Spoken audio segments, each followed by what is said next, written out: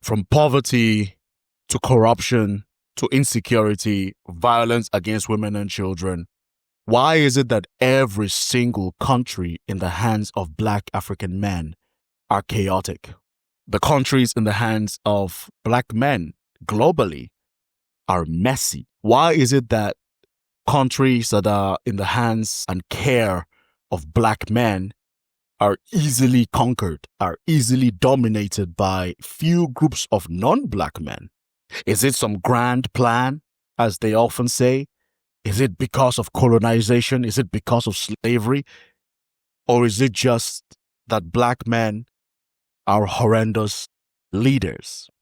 You see, oftentimes people like to just blame colonization and imperialism and neo-colonization and then call it a day. A lot of Black people also buy into this. I used to buy into this. And I'm not discounting that colonization played a role, but I think we are at a point in life, right, where we have to start digging deeper into what actually happens and what is actually happening and who actually carries the weight. I am of the opinion that Black African leaders open the door for the mess that happens. As long as they are okay and their families are okay, they don't care about anything. Because from what I've noticed and from the behavior, this is not me giving the verbs, this is just me observing. From the behavior, it is clear that Black African men and Black African women who are in leadership positions, especially from a national building standpoint, do not care about the greater good of their people. And I have a theory that people can only do to you what you allow them. The West did not kill Thomas Sankara. Thomas Sankara was killed by Blaise Compaoré. Patrice Lumumba was not killed by Belgium. Patrice Lumumba was killed by Mobutu Sese Seko. The list goes on. For every Black African leader who had good plans for his country, there was another Black African man behind him who betrayed him or who pulled the trigger himself. In this video, I'm going to be speaking from the heart as to why, what, how, just an overall rant. Sit back, relax, enjoy. Independence came to over a dozen states peaceably, but in the Belgian Congo, freedom was followed by rioting and army mutiny, a reign of terror and disorder. United Nations troops were called in to avert total chaos. For months, the political pattern kept changing with kaleidoscopic speed until pro-red Premier Lumumba was seized by the forces of strongman Colonel Mobutu. But the struggle for power was far from over. When I was 5 years old, I remember speaking to my father in Lagos. I was born in Lagos, Nigeria. And we would talk about the difficulties we faced in Nigeria as Nigerian citizens. We would not have electricity. We would see the roads were terrible. We would be hearing of insidious corruption. And, we worked very hard, yet we would be seeing people not getting their salaries. Teachers will not be paid. Civil servants will not be paid their salary. Fuel scarcity in a country that produces oil. This was me at 5 years old and around that time, right? 5 years old. I was born in May 1995. So this was around 2000. We would talk about the difficulties that middle-class Nigerians dealt with. At the time I was a kid, right? So I was looking at the world from the kid lens. Like, why can a country, I hear how rich Nigeria was, right? At 5 years old, we are rich, oil and gas, people, great, whatever.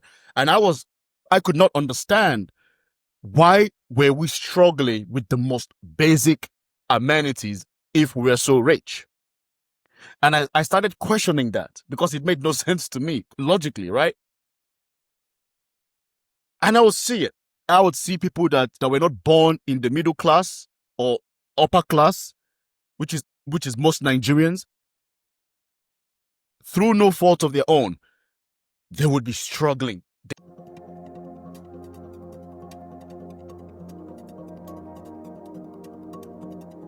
This is where I sleep. I sleep with my brothers and sisters here. Our toilet is back here. We don't have anything. There's not any one thing that I'll point my hand at that government have done this for. Everything you see in this community is a private.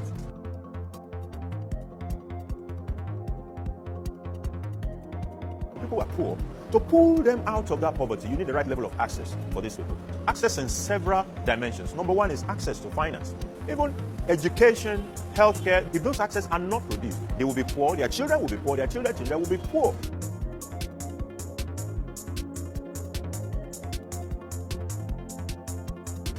They did not even have good roads to connect them to the city to go and hustle, right?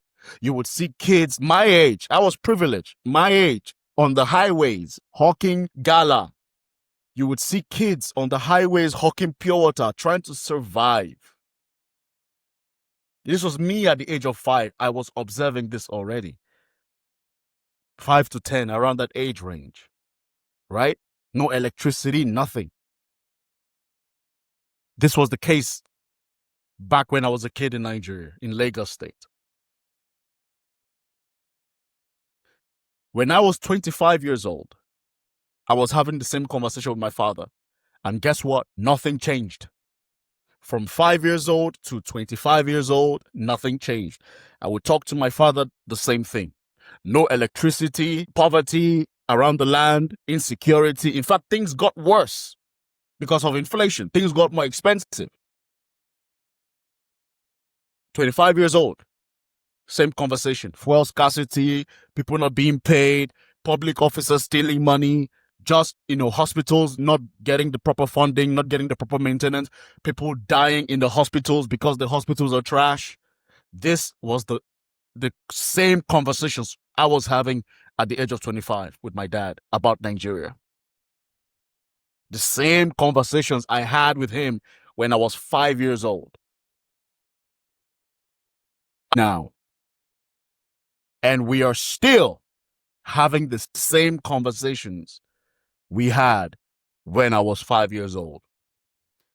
There's no electricity, the roads are bad, corruption, insecurity. In fact, things got worse. And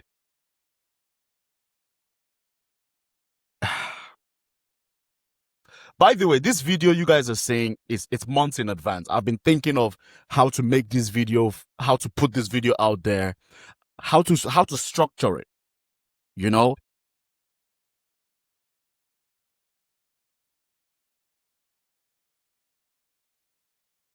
I think the reason I just decided to just, turn on my camera, put on the mic and just speak was because I wanted it to come from the heart. I didn't want this to be too structured that it kills the soul of the video. You know what I mean? So I'm speaking from the heart. Because it pains me. I'm very hurt. And I'm one of the lucky ones. Most Nigerian youth don't have the luck I had. I had the luck. Even in Nigeria, I was middle class. Not really upper middle class, but bang on middle class. So there were days we didn't have. That was normal. There were days we didn't have, but because we were middle class, we're surrounded by other middle class people. So when we didn't have food, we at least knew that we would not starve. That was the privilege we had. That was not most Nigerians. The average Nigerian youth doesn't know where the next meal is going to come from, bro. And that breaks my heart as a Nigerian. I'm 30 years old, and we are still talking about no light, no electricity. We're still talking about people not being paid. There are embassies in Nigeria. There are embassies that represent Nigeria abroad that have not been paid their salaries for months. And this is a recurring problem. Did you guys know that? There are embassies in Nigeria that have not paid their bills. The federal government has admitted that many Nigerian embassies and consulates abroad are struggling to stay afloat, weighed down by unpaid staff salaries, overdue rents, and mounting debts to service providers. Ministry of Foreign Affairs spokesperson Kimiebi Ebiefa acknowledged in a statement that the financial strain has disrupted the smooth running of several missions. He assured Nigerians, both home and abroad, and in the diaspora, that the welfare of diplomatic staff and their families remains a priority for the Tinubu administration. According to ABFR, the government has already approved and released special intervention funds to ease the pressure and keep some missions functioning. Isn't that a terrible representation of Nigeria, don't you think?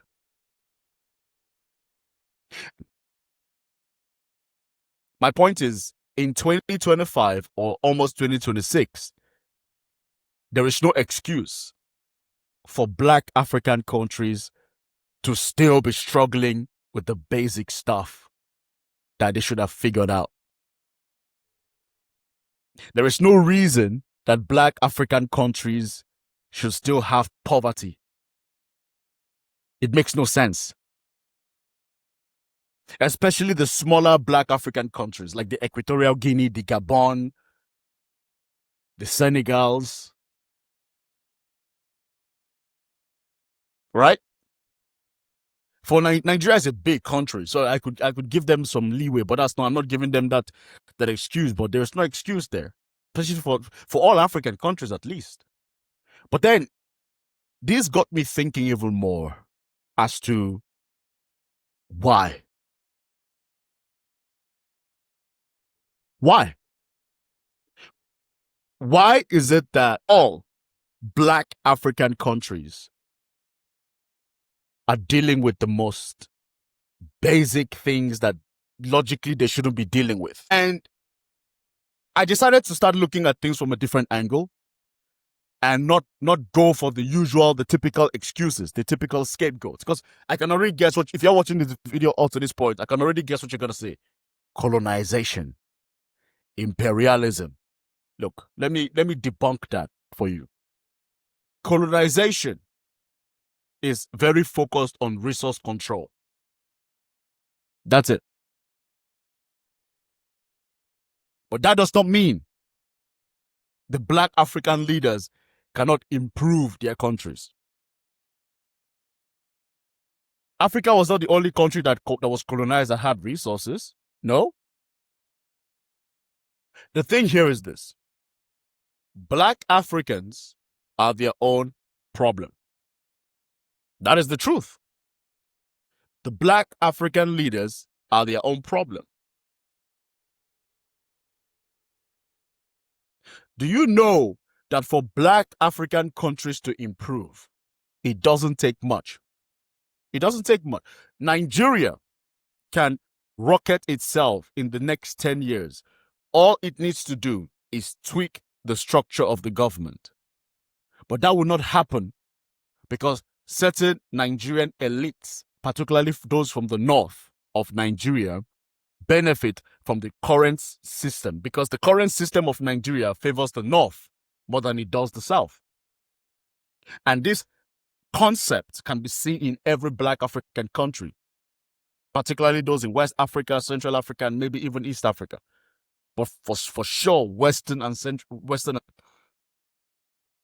You have Black African leaders who do not give two tosses about their people. But you will see that they will take the money for themselves. This is the folly of Black African leaders, right? They take the money from whatever thing the country does, give the money back to France, to UK, to Switzerland, to America, to Dubai, Saudi Arabia, Kuwait. The African elites who are part of this scam, right? They take the money that could have been used to improve their countries, to maintain their military, to maintain their education system, to maintain the roads, to build the roads. It doesn't take that much. But they will take the billions of dollars, put it in offshore accounts, give it back to the developed countries, store the money there, and then these Black African leaders will now travel abroad for their education. They send their kids abroad for schooling. They send their kid abroad for medical checkup. Even the African leaders who are presidents. You have Black African presidents traveling abroad for medical checkups. Nigerian governors, Nigerian presidents travel abroad for medical checkup. Isn't this a banana republic? How can you be the president of a country and you are traveling abroad to another country to get your medical checkup? Like, I wonder, I genuinely, I don't understand. Do these people not think? Do they not think of how they are perceived? I mean, can you imagine being the doctor that's treating an African president who has come to the UK for medical checkup, America for medical checkup, Europe for medical checkup, Asia, India for medical checkup? Don't you like, yo, aren't you the president of XYZ country? Why aren't you? So, because the question is this: if you can come to us because you're rich, you're a billionaire. What about the poor Black African mother in the village and the poor Black African man and the poor Black African child who doesn't have the billions of dollars to travel abroad for medical checkup? You want to know what happens to them? They're unalived. They're unfortunate because a lot of people, a lot of Black African kids and mothers and men are unalived going into the hospital. They may go into the hospital with a headache. They may not walk out of that hospital because of wrong diagnosis, no electricity, no tools, nothing. Just how bad is Nigeria's healthcare crisis? I recently visited a private hospital in Lagos, and what I saw was shocking. A woman was rushed in for an emergency C-section, and in the middle of the operation, the power went off, or like we would say in Nigeria, NEPA took the light. Doctors had to use their torchlights to finish up the surgery. Now, I know this may sound like a Nollywood movie, but it's a true story, and many Nigerians are very familiar with that woman's experience. Nigeria's health sector is grossly underfunded. Private and public hospitals are not equipped to standard, and doctors are owed salaries for months. You study so hard to become a medical doctor, you don't have time to socialize or do any other thing. And you come back, you see doctors jumping buses here and there. I don't have my own house. A lot of doctors don't have their houses. It's not supposed to be so. And we are saving lives. It seems in Nigeria we don't care about our lives because we're not taking care of those who are taking care of our lives. Nigerian resident doctors are currently on strike because many of them have not been paid for up to 7 months. Meanwhile, President Muhammadu Buhari is expected to return from his medical checkup in London today. Since he became president, he has spent a total of 200 days in London on health grounds. Maybe if Nigeria's healthcare system was fixed, those London trips wouldn't have been necessary. This is where women give birth. That's the toilet. This is where people give birth. In this primary healthcare center, this is the only forceps in this entire place. They don't have more than this. When women come at night to give birth and there's no light in the hospital, how do you take their deliveries? Well, you're just using our phone, torchlight. You're using the torchlight of your phone to take the deliveries. What if there's bleeding? How do you know where it's bleeding? Have you seen the problem that we're facing in this country? That is the electricity that is powering this entire hospital. If your leader is not serious about the primary healthcare center, they're wasting their time. Because the primary healthcare center is the first level of healthcare in any country, any state, any local government that is serious about healthcare. This hospital does not even have adequate solar care. There's no lights. There are women who give birth in these hospitals. You can see what the labor room looks like. There are people who are going to need wound care. You can see what the wards look like.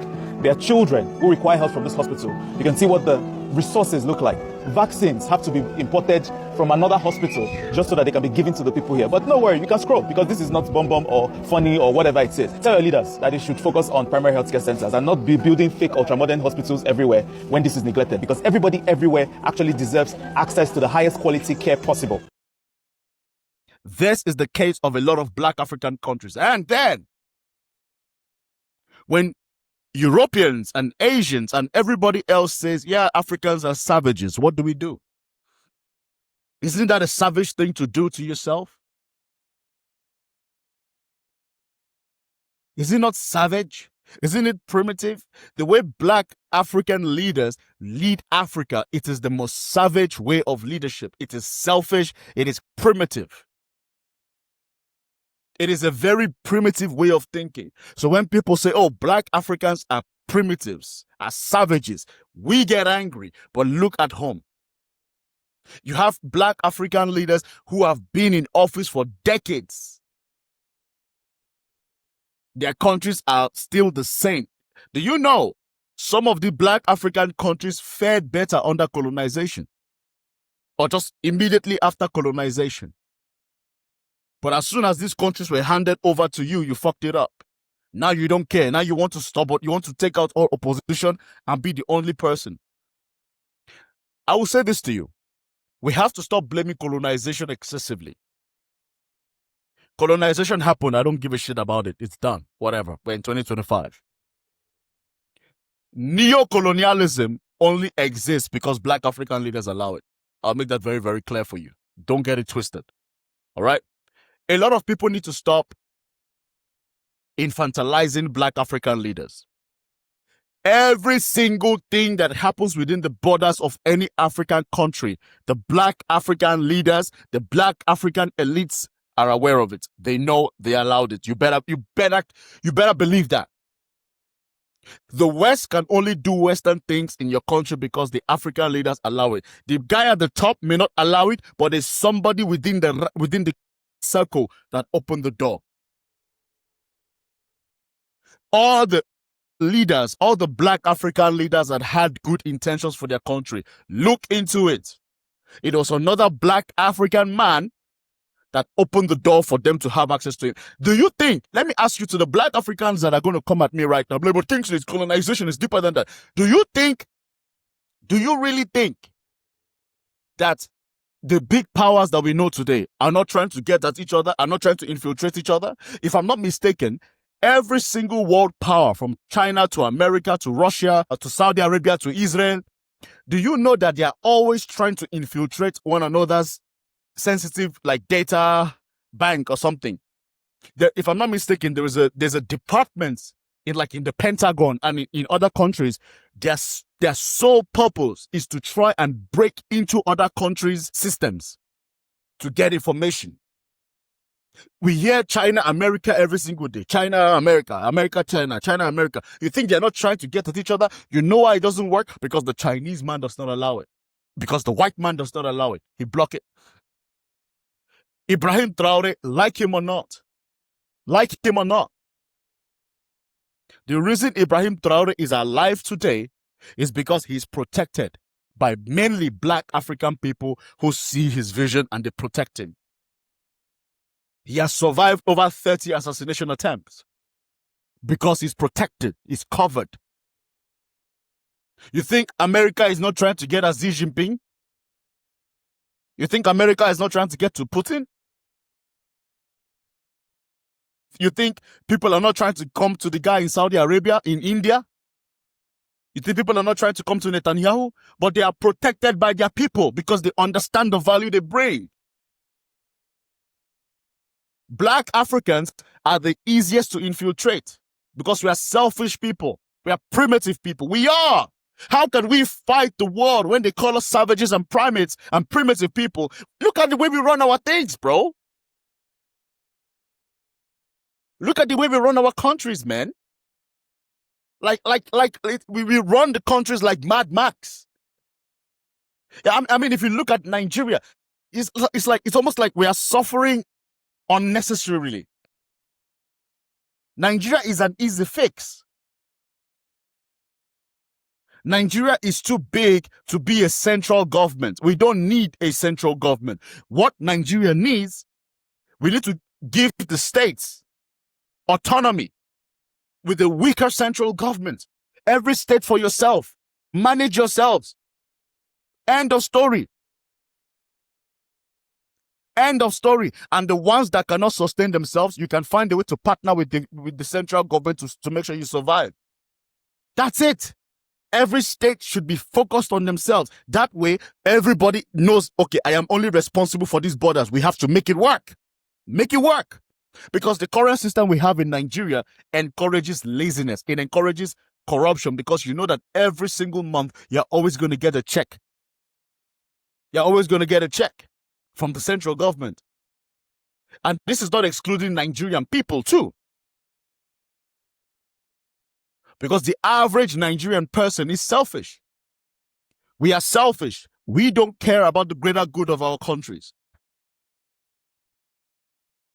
We don't care. The average Nigerian is very selfish. The average Nigerian is very narcissistic. Me, me, me, me, me, me, me, me, me, me, me, me, me. I don't care about others. It's all about me, myself, and I, and the people that are close to me. Other people can kick rocks. That is why you will see the average Nigerian will see a corrupt politician, but because that corrupt politician has given them money, they will vote for him or her. They don't care. The average Nigerian does not want development in Nigeria. They just want to be part of the club. The average Nigerian does not give a damn about development in Nigeria. And I know Nigerians will not love when I say this. They don't care. They just want to be part of the club. Let me tell you how I know this. Did you know that some of the most corrupt politicians in Nigeria and in Africa, their kids have TikTok pages? Do you know that the corrupt politicians themselves have TikTok pages, have social media pages? Go and look at the comment section filled with Nigerians, not holding them accountable, not calling them thieves, not throwing stones at them. You know what they're telling them? Man, I wish I was one of you. Oh man, God, in my next life, I want to be like you. I want to be like, go and see the comment section for yourself. Go on, it's everywhere on TikTok. Just type in corrupt politician Nigeria and you'll see something. This is how it works, bro. This is how it works. This is how it works.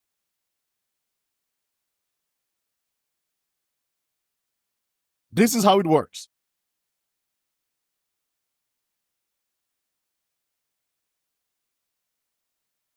And I worry. I am genuinely worried about the future of Black African countries.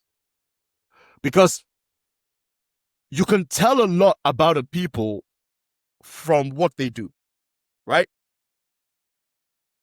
You can tell a lot about a people from what they do. No matter what happens to you, you can put two and two together and say, oh, this person values education because of the way they talk. This person values fitness because of the way they look. This person values grooming because they seem to put themselves together pretty well, right?